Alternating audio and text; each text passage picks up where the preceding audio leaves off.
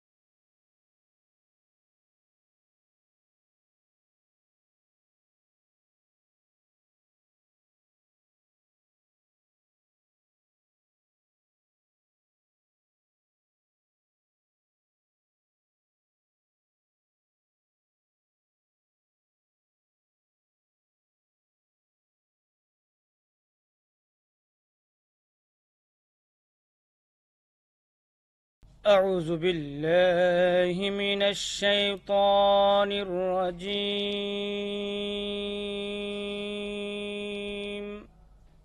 بسم الله الرحمن الرحيم.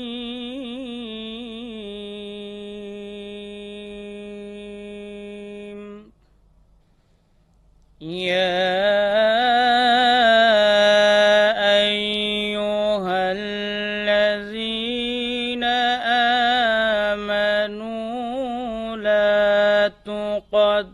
تقدموا بين يدي الله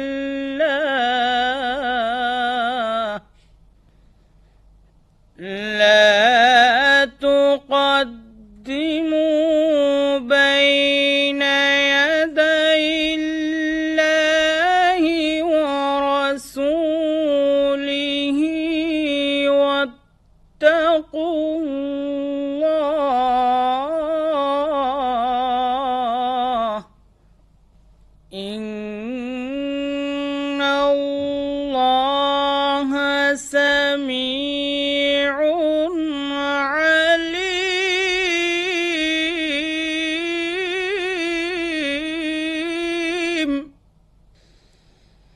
يا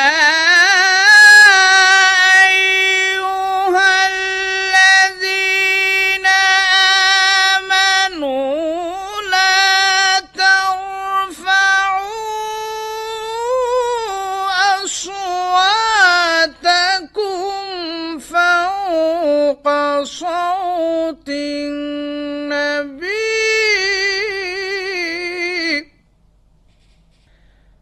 فوق صوت النبي ولا تجهروا له بالقول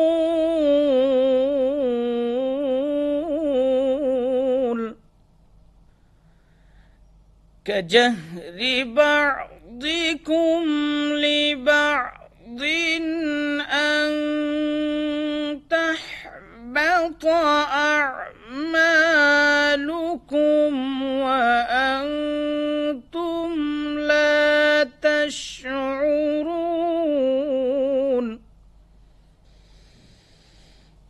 إن الذين يغضون أصواتهم عند رسول الله أولئك الذين امتحن الله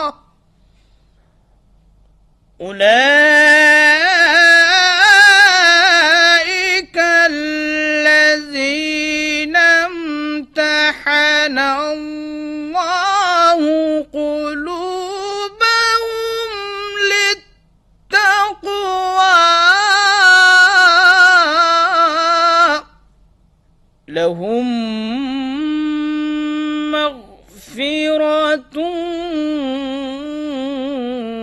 وأجر عظيم صدق الله العظيم وصدق رسوله النبي الكريم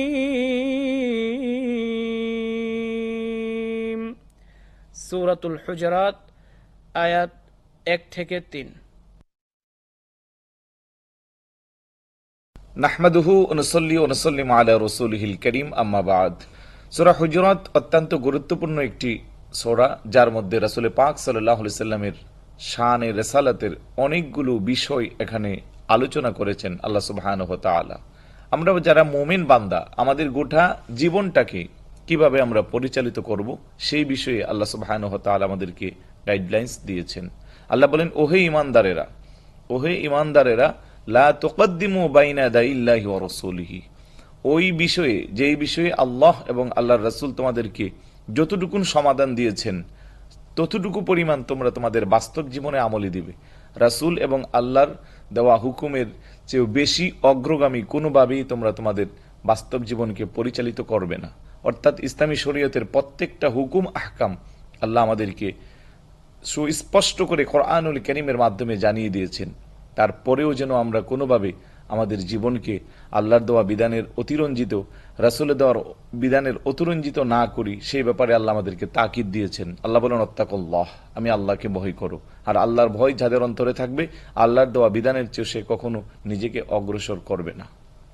কারণ সবকিছু আল্লাহ জানেন এবং সবকিছু আল্লাহ দেখেন, শুনেন। তারপরে আল্লাহ বলেন, ওহে ঈমানদারেরা লা তারফাউ আসওয়াতাকুম ফাওকা সাওতিন নবী, তোমাদের কণ্ঠস্বরকে তোমরা রাসূল পাক সাল্লাল্লাহু আলাইহি সাল্লামের কণ্ঠস্বরের উপরে উঁচু করিও না। এখানে কিছু বেদুইন ব্যক্তি এসে রাসূলের সাল্লাল্লাহু আলাইহি সাল্লামের সামনে যখন কথা বলছিল, তাদের কণ্ঠস্বর আওয়াজ হয়েছিল। কিছু আরবি ব্যক্তি এসে যখন কথা বলছিল, তাদের কণ্ঠস্বর তখন আওয়াজ বড় হয়েছিল। তখনই আল্লাহ সুবহানাহু ওয়া তাআলা এই আয়াতটুকু নাজিল করেন যে, ওহে ঈমানদারেরা, রাসূল পাকের দরবারে যখন আসবে অত্যন্ত আদব এবং মোহাব্বত খুলুসিয়ত নিয়ে হুজুরের দরবারে আদবের সাথে থাকবে। এই জন্য আমাদের ইসলামে আদবের অত্যন্ত বেশি গুরুত্ব রয়েছে। যেখানে আদব আছে সেখানেই আল্লাহর রহমত নাজিল হয়, যেখানে বেয়াদবি হয় সেখানে আল্লাহর রহমত থাকে না। সেই আদব এবং শিষ্টাচারের শিক্ষাটুকুন এই আয়াতের মাধ্যমে আল্লাহ আমাদেরকে দিয়েছেন। যদি তোমাদের কণ্ঠস্বর বড় হয়ে যায় তাহলে কি হবে? আল্লাহ বলেন, আন তাহবাতা আমালুকুম ওয়া আনতুম লা তাশউরুন, তোমরা একে অপরে যেভাবে উচ্চ গলায় কথা বলো, রাসূলুল্লাহর সামনে সেইভাবে কথা বলবে না। যদি বলে ফেলো তাহলে তোমাদের সবটুকুন আমল নষ্ট হয়ে যাবে, তোমরা তা অনুধাবনও করতে পারবে না। প্রিয় দর্শক, এখানে লক্ষণীয় বিষয় হলো আমল কিন্তু আমরা সব করে থাকি একমাত্র আল্লাহ সুবহানাহু ওয়া তাআলার জন্যে, নামাজ, রোজা, ইবাদত, বন্দিগি। অথচ রাসূলুল্লাহর দরবারে উচ্চ কণ্ঠে কথা বললে আমল বরবাদ হয়ে যাবে। আমল করছি কার? আল্লাহর। তাহলে সেই রাসূলের মর্যাদা আল্লাহ কত বেশি দিয়েছেন, কি চমৎকার করে রাসূলুল্লাহর শানকে এই আয়াতের মাধ্যমে ফুটিয়েছেন। আল্লাহ সুবহানাহু ওয়া তাআলা আমাদেরকে বোঝাচ্ছেন যে তোমরা আমার ইবাদত বন্দিগি করো, আমারকে খুশি করার জন্য সবকিছু করো, ঠিক আছে, কিন্তু আমার রাসূলুল্লাহর দরবারে যদি কোনো কারণে তোমার কণ্ঠস্বর উঁচু হয়ে যায়, বেয়াদবি হয়ে যায়, তাহলে তোমার সবকিছু আমি বরবাদ করে দিব। তাহলে আমাদেরকে শিক্ষা নিতে হবে যে রাসূলের দরবার এটা অত্যন্ত আদবের দরবার। আমার আমল, আমার নামাজ, আমার রোজা, আমার ইবাদত বন্দিগি আল্লাহর দরবারে কবুল হওয়ার জন্য অন্যতম একটি মানদণ্ড হলো রাসূল পাক সাল্লাল্লাহু আলাইহি সাল্লামকে তাজিম, সম্মান, মুহাব্বত, খুলুসিয়ত। হুজুরের মুহাব্বত যদি না থাকে, রাসূল বলেন আলা লা ঈমান লিমান লা মুহাব্বাতা লাহু, যার কাছে আমি নবীর মুহাব্বত নাই তার কাছে ঈমান নাই। সুতরাং আপনাকে আমাকে যদি আল্লাহর মকবুল বান্দা হয়ে ঈমানটাকে মজবুত করার চেষ্টা করি, তাহলে অবশ্যই রাসূলের পাকের প্রেম, ভালোবাসা, মুহাব্বত থাকতে হবে। আর রাসূলের মুহাব্বত থাকলে রাসূলের কণ্ঠের আওয়াজের উপরে আমাদের কণ্ঠ যাবে না। তারপরে আল্লাহ বলেন ইন্নাল্লাযীনা ইয়াগুদ্দুনা আসওয়াতাহুম ইনদা রাসূলিল্লাহ উলাইকাল্লাযীনা ইমতাহানাল্লাহু কুলুবাহুম লিত্তাকওয়া, যারা আল্লাহ রাসূলের সম্মুখে নিজেদের কণ্ঠস্বরকে নিচু করে রাখে তাদের অন্তরে আল্লাহ পরিশোধিত করেন। সুবহানাল্লাহ। আল্লাহ রাসূলের দরবারে যারা আদবের সাথে বসে কণ্ঠস্বরকে উচ্চ আওয়াজ রাসূলের উপরে করে না, এমন ব্যক্তির প্রতি আল্লাহ সুবহানাহু ওয়া তাআলা তাদের অন্তরে পরিশোধিত করে দেন, যাতে তারা সমাধান হয়ে চলতে পারে। তাদের জন্য আর কোনো টেনশন থাকে না, চিন্তা থাকে না। কারণ যার প্রতি প্রিয় রাসূল করিম সাল্লাল্লাহু আলাইহি সাল্লাম খুশি আর রাজি থাকে, তার মর্যাদা আল্লাহর দরবারে অনেক বেশি থাকে। সুতরাং আমরা যখনই ইবাদত বন্দিগি করব, আমরা যখনই ইসলামের হুকুম আহকামগুলো পালন করব, কোনোভাবেই যেন আমাদের কোনো কাজ আল্লাহর চেয়ে, আল্লাহর রাসূলের চেয়ে অগ্রগামী না হয়, সেদিকে খেয়াল রাখতে হবে। তাহলে তাকওয়ার অন্যতম একটি মানদণ্ড হলো রাসূলুল্লাহ সাল্লাল্লাহু আলাইহি সাল্লামকে তাজিম করা, সম্মান করা, রাসূলের আনিত বিধানগুলোকে যথাযথ পালন করা। যদি এমনটা করা যায়, আল্লাহ বলেন লাহুম মাগফিরাতু ওয়া আজরুন আযীম, তার জন্য রয়েছে আমি আল্লাহর নিকট ক্ষমা এবং রয়েছে বিশাল এক পুরস্কার। সুতরাং একজন ঈমানদার হিসেবে আমাদের দায়িত্ব হবে আমাদের দৈনন্দিন জীবনে, আমাদের পারিবারিক জীবনে, আমাদের সামাজিক জীবনে, ব্যক্তিগত জীবনে, রাষ্ট্রীয় জীবনে, প্রত্যেক জায়গায় আমরা যখন যে কাজ করব, রাসূল পাক সাল্লাল্লাহু আলাইহি সাল্লামকে সর্বোচ্চ সম্মান, মর্যাদা, তাজিম দিয়ে আমাদের ইবাদত বন্দেগী যদি আমরা করে থাকি, তাহলে আল্লাহ সুবহানাহু ওয়া তাআলার দরবারে আমাদের আমলটুকুন কবুল হবে। আল্লাহ যেন আমাদের সকলকে রাসূল পাককে মহাব্বত করে, ভালোবেসে, যথাযথভাবে সম্মান আর তাজিম দিয়ে আমাদের জীবনকে পরিচালিত করার তৌফিক দান করে। আমিন। ওয়া আখিরু দাওয়ানা আনিল হামদুলিল্লাহি রাব্বিল আলামিন। আসসালামু আলাইকুম ওয়া রাহমাতুল্লাহ।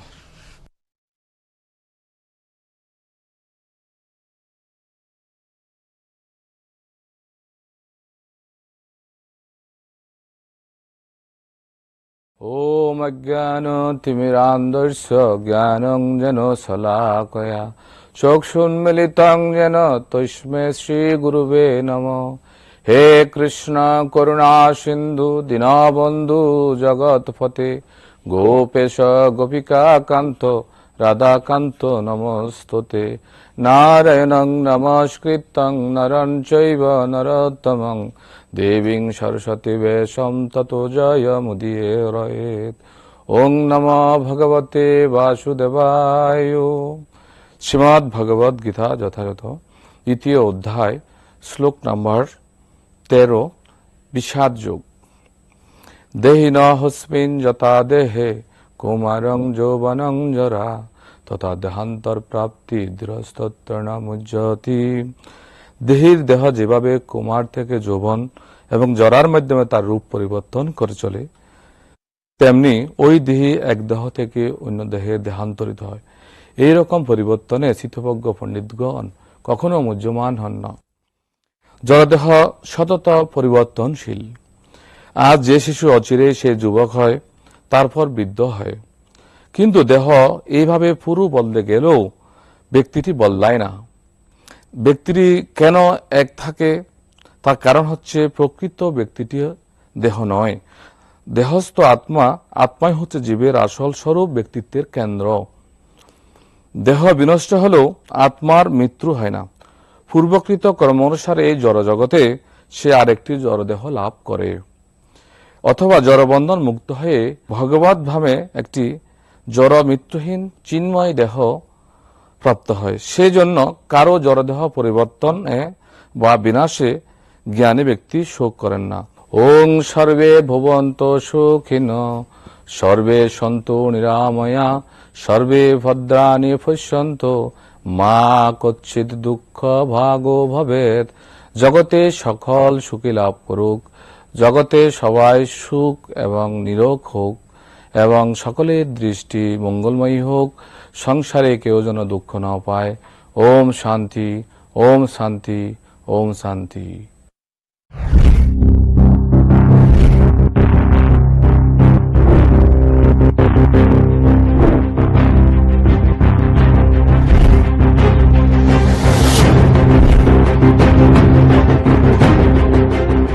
বৈষম্য বিরোধী ছাত্র আন্দোলনে অভ্যুত্থান ঘটে আওয়ামী স্বৈরাচারী সরকারের।